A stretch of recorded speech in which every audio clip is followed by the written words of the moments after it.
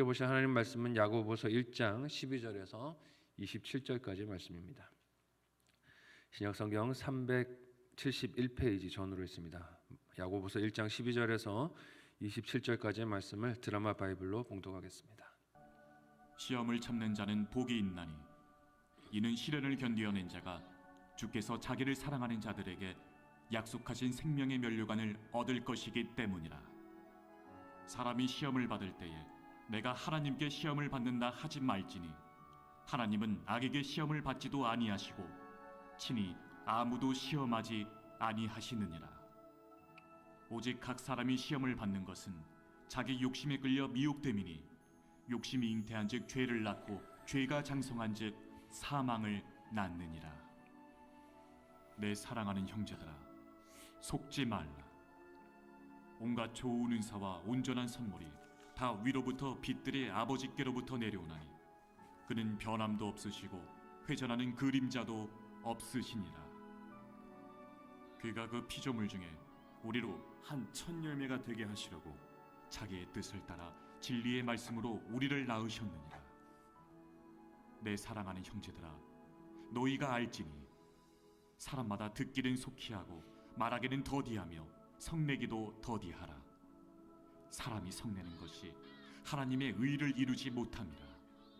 그러므로 모든 더러운 것과 넘치는 악을 내버리고 너희 영혼을 능히 구원할 바 마음에 심어진 말씀을 온유함으로 받으라. 너희는 말씀을 행하는 자가 되고 듣기만 하여 자신을 속이는 자가 되지 말라. 누구든지 말씀을 듣고 행하지 아니하면 그는 거울로 자기의 생긴 얼굴을 보는 사람과 같아서 제 자신을 보고 가서 그 모습이 어떠했는지를 곧 잊어버리거니와 자유롭게 하는 온전한 율법을 들여다보고 있는 자는 듣고 잊어버리는 자가 아니요 실천하는 자니 이 사람은 그 행하는 일에 복을 받으리라. 누구든지 스스로 경건하다 생각하며 자기 혀를 제갈 물리지 아니하고 자기 마음을 속이면 이 사람의 경건은 헛것이라. 하나님 아버지 앞에서 정결하고 더러움이 없는 경건은 곧 고아와 과부를 그 환난 중에 돌보고 또 자기를 지켜 새 속에 물들지 아니하는 그것이니라. 아멘. 함께 읽은 본문의 말씀을 가지고 생명을 얻은 자의 신앙이라는 제목으로 말씀 나누고 기도하도록 하겠습니다. 야고보서는 믿음이 어떻게 삶에서 드러나게 되는지를 구체적으로 다룹니다. 믿음과 행함을 분리해서 바라보는 착각을 벗어나도록 도전하는 것입니다. 믿는다 하는 것은 꼭 믿는 그 증거인 행함이 같이 따라 붙어서 동전의 양면과 같이 갈 수밖에 없다는 것을 많이 강조합니다. 어제 본문은 성도가 당하는 여러 시험들이 인내를 실천하게 하고 그 과정이 성도로 온전히 구비되며 부족함이 없게 하시는 하나님의 기회라고 했습니다. 그리고 오늘 본문은 그 기회가 어떤 모습으로 믿는 자들에게 찾아오며 어떻게 처리하며 지나가야 할 것인지, 그리고 이것을 잘 이겼을 때 약속된 상이 무엇인지를 말씀하고 계십니다. 먼저 오늘 본문의 12절을 함께 한 목소리로 읽어보도록 하겠습니다. 같이 읽습니다. 시작. 시험을 참는 자는 복이 있나니 이는 시련을 견디어낸 자가 주께서 자기를 사랑하는 자들에게 약속하신 생명의 면류관을 얻을 것이기 때문이라. 아멘. 시험을 좋아할 사람이 어디 있겠습니까? 하지만 어제 말씀에서도 나눴듯이 학교에서 시험을 위해 공부로 열심히 준비를 했던 학생들은 그 결과가 궁금해서라도 시험을 기다릴 것입니다. 내가 여태까지 잘 준비한 것이 잘 준비가 되었는지를 점검하는 길이 시험밖에 없기 때문에 그렇습니다. 야고보는 시험으로 인해 참는 결정을 한 사람에게 복이 있다라고 말을 합니다. 이는 예수님께서 가르쳐 주셨던 팔복의 산상수훈을 떠올리고 기억하게 해요. 거기서도 예수님은 어떤 복을 말씀하셨습니까? 세상 사람들이 생각하는 것과 다른 복을 말씀하셨어요. 세상은 부유하고 많이 가진 것을 복이라고 여겼는데 주님은 그렇지 않고 가난한 자가 복이 있다라고 하셨죠. 야고보도 시험을 참는 자가 복이 있다라고 합니다. 이유가 무엇입니까?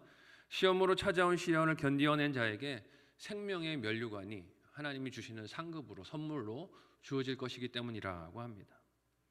이 약속이 누구로부터 세워졌습니까? 사랑 때문에 자기의 생명을 내어주신 예수 그리스도로 세워지신 약속입니다. 이 약속은 변할 일이 없다는 것을 확신할 수 있지 않겠습니까? 자기 생명을 주시고 내어주신 그 약속으로, 그 은혜로 이 약속을 주신 예수님을 생각한다면 이 약속은 결코 깨지지 않을 것임을 우리가 믿음으로 볼 수 있습니다. 그래서 야고보 사도는 자기 생명을 주신 예수님의 사랑 안에 거하는 성도에게 시험은 생명의 면류관을 얻도록 주님께서 주신 기회이며 이것을 참는 자에게는 복이 있다라고 합니다. 그러나 이런 시험들을 마주할 때 잘 분별하고 알아야 할 관점이 하나 있다고 이야기해요. 그것이 오늘 보면 13절에서 16절에 등장합니다. 우리 같이 한 목소리로 읽어보도록 하겠습니다. 같이 읽습니다. 시작. 사람이 시험을 받을 때 내가 하나님께 시험을 받는다 하지 말지니 하나님은 악에게 시험을 받지도 아니하시고 친히 아무도 시험하지 아니하시느니라. 오직 각 사람이 시험을 받는 것은 자기 욕심에 끌려 미혹됨이니 욕심이 잉태한즉 죄를 낳고 죄가 장성한즉 사망을 낳느니라. 내 사랑하는 형제들아 속지 말라. 아멘. 시험이란 것이 인내를 통해 믿음을 드러나게 해주는 과정이 되는 것이지만 야고보 사도는 그 시험은 하나님께서 직접 의도해서 주시는 것이 아님을 분별하라고 합니다. 골탕 먹이려고 인생을 괴롭히려고 하나님이 그런 시험을 주시는 존재가 아니라는 것이에요. 아담과 하와가 선악과를 먹은 것에 대해서 인간의 원망이 이런 종류의 생각이 아닙니까?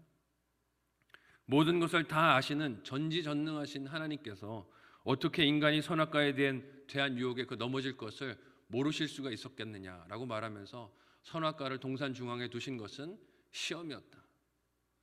그래서 나는 하나님을 못 믿겠다라고 말하는 그런 무신론자들이 있는 것을 봅니다.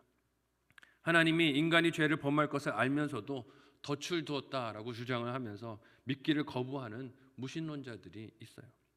그러나 야고보의 말이 무엇입니까? 하나님이 그런 의도로 사람을 시험하시지 않는다는 것입니다. 그런 의도로 선악과를 동산 중앙에 주신 것이 아니라는 것이에요. 14절과 15절이 말하듯 사람이 시험을 받는 것은 스스로의 욕심에 의한 것입니다.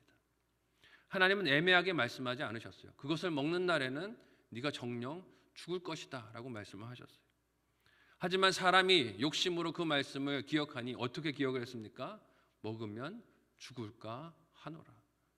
욕심으로 그 말씀을 기억하고 바라본 것이죠. 욕심을 따라 애매하게 기억하고 그렇게 욕심을 따라 죄를 낳고 사망이 나아지게 된 것입니다. 시험의 주체를 하나님으로 삼아 죄의 책임을 하나님께 떠넘기고 전가하려는 사람의 악한 본성, 교만한 본성이 있음을 봅니다. 그런 인간의 본성을 향해 오늘 본문이 증거하는 하나님은 어떤 분이십니까? 그런 분이 아니시라는 거예요.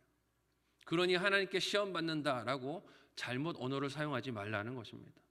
또 하나님은 어떤 분이라고 오늘 본문이 증거합니까?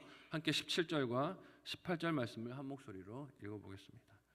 같이 읽습니다. 시작. 온갖 좋은 은사와 온전한 선물이 다 위로부터 빛들의 아버지께로부터 내려오나니 그는 변함도 없으시고 회전하는 그림자도 없으시니라. 그가 그 피조물 중에 우리로 한 첫 열매가 되게 하시려고 자기의 뜻을 따라 진리의 말씀으로 우리를 낳으셨느니라. 아멘. 하나님은 죄인인 인간이 상상하고 또 생각하듯이 나쁜 것을 주실 가능성이 있는 분이 아니라는 것을 알라 하는 것입니다.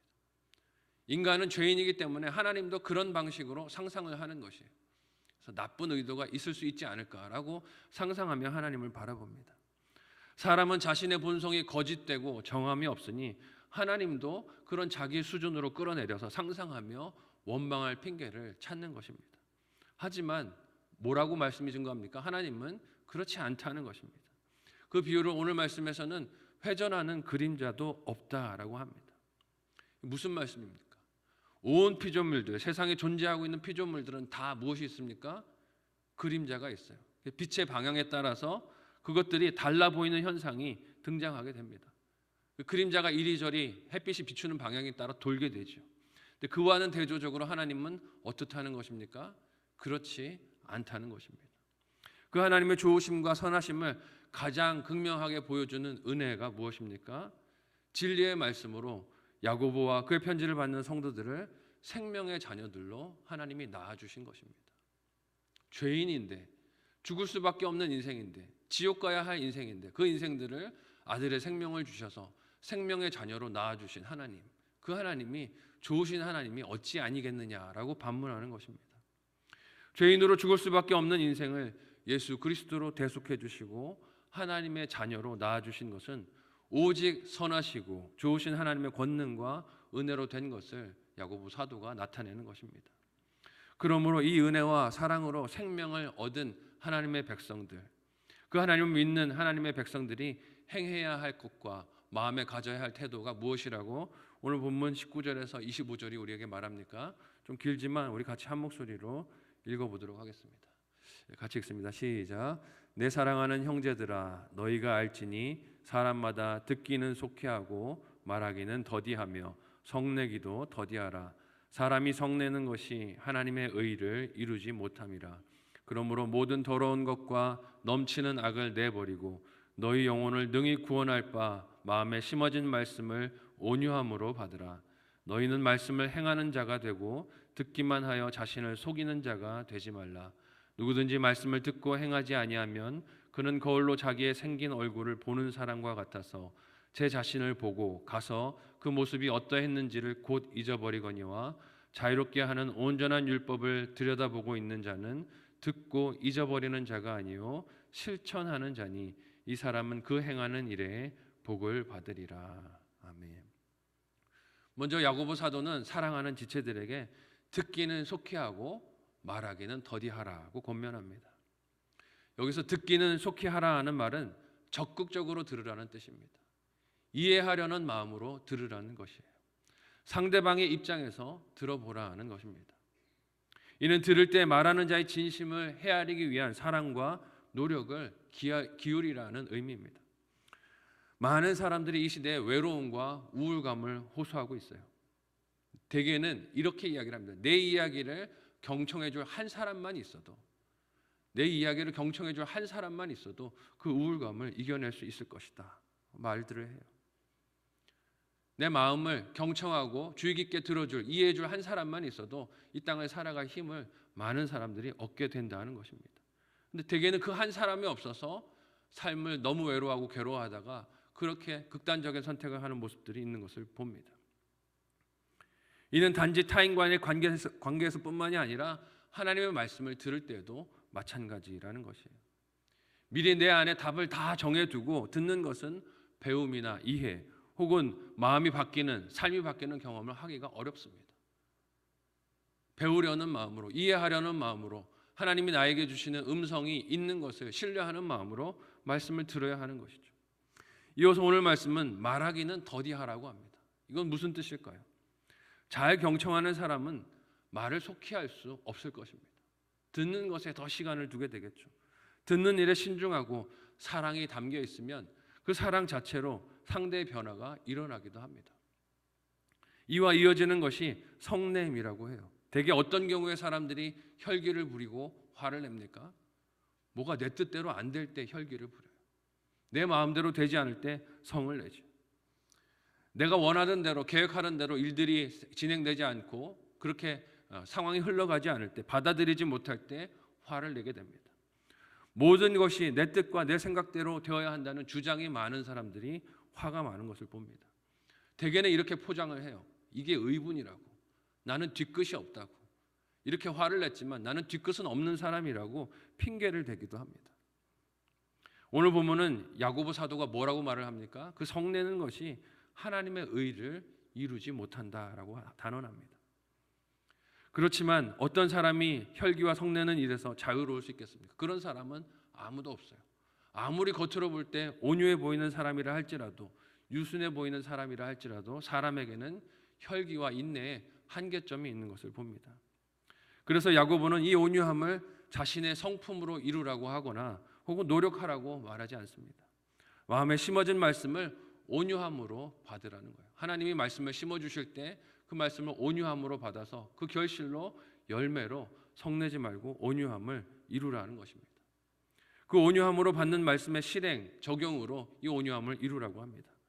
적용이라는 것이 인간의 힘을 쥐어짜서 어떤 일을 하라는 것이 아니라 말씀이 이끄시는 대로 마음을 온유하게 엎드려서 순종하고 겸손하게 그 말씀의 인도하심을 따라가라 하는 것입니다. 그래서 날마다 말씀을 펼치고 그 말씀으로 나를 비추어 보는 것이 중요한 일입니다. 내가 오늘은 어느 분야에 온유해야 하는가, 어느 분야에 내 마음이 유순하여 하나님의 말씀에 인도하심에 순종해야 하는가 하는 것을 날마다 살펴봐야 하는 것입니다. 특히 야고보서는 이를 사람의 언어 생활 속에서 적용하라고 많이 강조를 합니다. 함께 오늘 본문 26절과 27절의 말씀을 한 목소리로 읽어보도록 하겠습니다. 같이 읽습니다. 시작. 누구든지 스스로 경건하다 생각하며 자기 혀를 재갈 물리지 아니하고 자기 마음을 속이면 이 사람의 경건은 헛것이라. 하나님 아버지 앞에서 정결하고 더러움이 없는 경건은 곧 고아와 과부를 그 환난 중에 돌보고 또 자기를 지켜 새 속에 물들지 아니하는 그것이니라. 아멘.